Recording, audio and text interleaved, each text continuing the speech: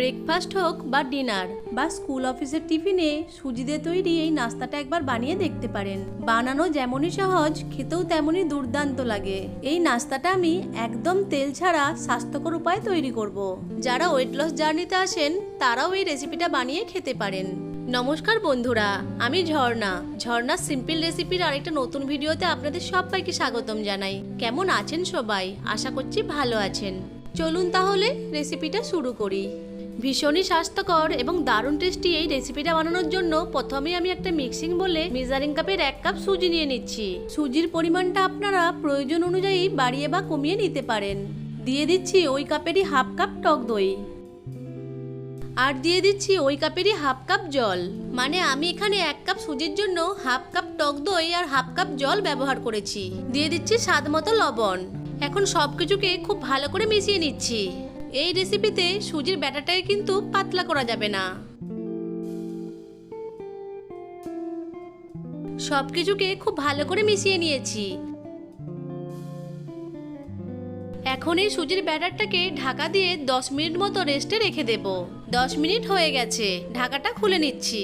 দেখুন সুজিটা জল টেনে নিয়ে আরো একটু ঘন হয়ে গেছে। এখন আমি সুজিটাকে আরো একবার মিশিয়ে নিচ্ছি। সুজির ব্যাটারের থিকনেসটা ঠিক এরকম হবে। একটা মিডিয়াম সাইজের পেঁয়াজকে মিহি করে কুচিয়ে এই সুজির ব্যাটারের মধ্যে দিয়ে দিচ্ছি 2টো কাঁচা লঙ্কা কুচি। ঝালটা আপনারা আপনাদের প্রয়োজন অনুযায়ী দেবেন। দিয়ে দিচ্ছি একটা গ্রেট করা গাজর, দিয়ে দিচ্ছি কিছু ধনেপাতা কুচি, আর দিয়ে দিচ্ছি 1 চামচের 3 ভাগের 1 ভাগ বেকিং পাউডার। এখানে কিন্তু আমি বেকিং সোডাটা ব্যবহার করিনি, বেকিং পাউডার ব্যবহার করেছি। এখন সবকিছু উপকরণকে খুব ভালো করে মিশিয়ে নেব।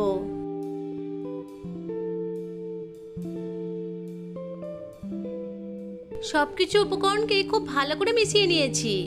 সুজির মিশ্রণের থিকনেসটা ঠিক এরকম হবে। এখন এই সুজির মিশ্রণটাকে এক সাইডে রেখে দেব।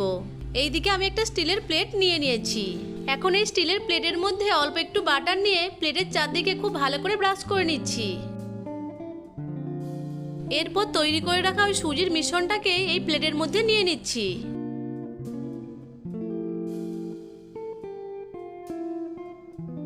এখন এই সুজির মিশ্রণটাকে একটা চামচের সাহায্যে প্লেটের চারদিকে ভালো করে ছড়িয়ে দিচ্ছি।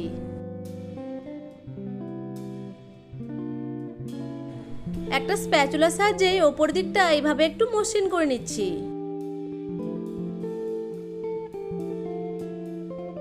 সুজির মিশ্রণটাকে প্লেটের চার সাইডে খুব ভালো করে ছড়িয়ে নিয়েছি।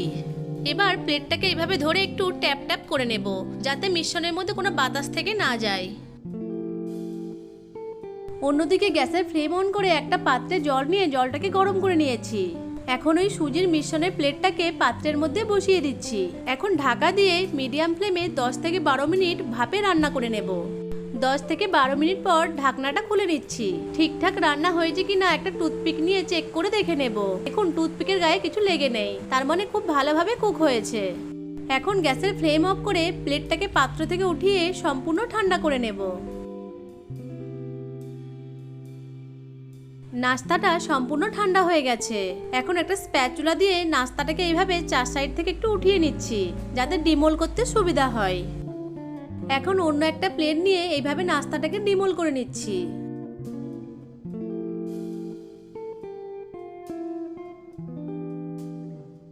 এখন এই নাস্তাটাকে 4 ভাগ করে কেটে নেব।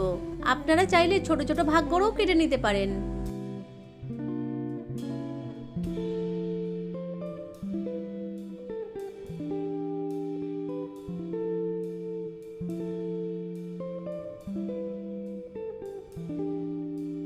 নাস্তাটাকে আমি 4 ভাগ করে কেটে নিয়েছি।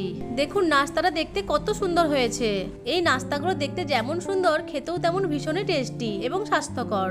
নাস্তাগুলোকে এইভাবেও খেতে পারেন, কিন্তু আমি এখানে নাস্তাগুলোকে একটু ভেজে নেব। একটু ভেজে নিলে নাস্তাগুলো খেতে আরো ভালো লাগে। ভাজার জন্য আমি এখানে গ্যাসের ফ্লেম অন করে একটা তাওয়া বসিয়ে দিয়েছি। এখন তাওয়ার মধ্যে দিয়ে দিচ্ছি 2 চামচ ঘি। ঘিয়ের পরিবর্তে আপনারা বাটার বা রিফাইন তেলও ব্যবহার করতে পারেন। ঘি গরম হয়ে গেলে তাওয়ার চারপাশে ঘিটাকে ব্রাশ করে নিচ্ছি। এরপর নাস্তাগুলোকে এক এক করে তাওয়ার মধ্যে দিয়ে দেব।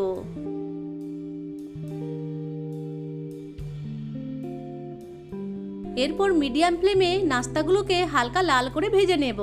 এক পাশ হালকা লাল করে ভাজা হয়ে গেলে উল্টিয়ে অপর পাশটিও হালকা লাল করে ভেজে নেব।